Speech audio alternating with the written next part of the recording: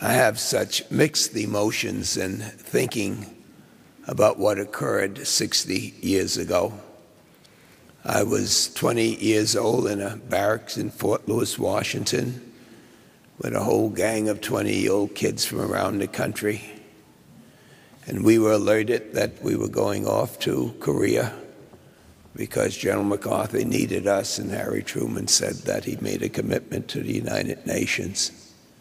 Most of us had no idea where Korea was, but we knew one thing, that the flag was up.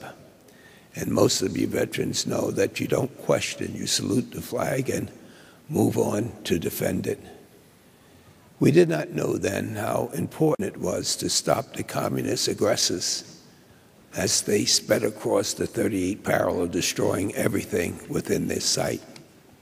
The 24th Infantry Division and the 25th Infantry Division were stationed in Japan.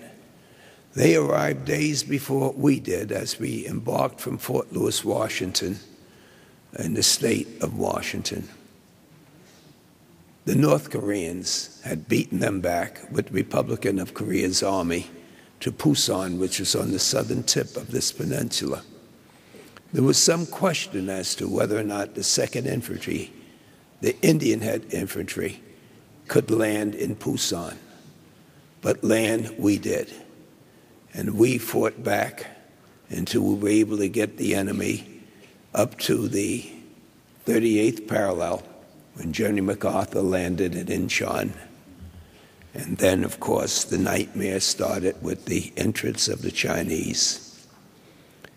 All of us as veterans recognize that we were spared. All of us have to say God is good. All of us have to think in terms of those that have given up their lives or whose lives were destroyed because of the wounds that they've been there.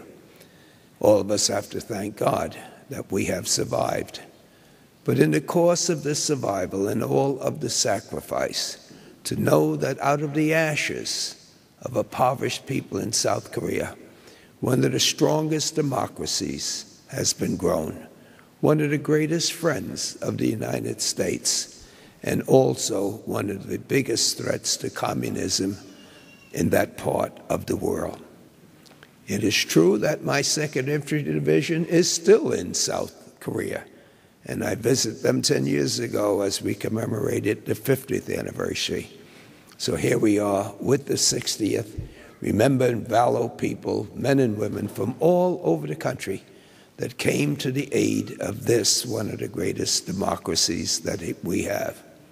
And so out of all of the bloodshed and the pain and the anger, this evening, instead of reminiscing about that now lost friends and comrades, they have taken out of these ashes young girls and shaped them in the form with their voices, their beauty, and their talents into little angels.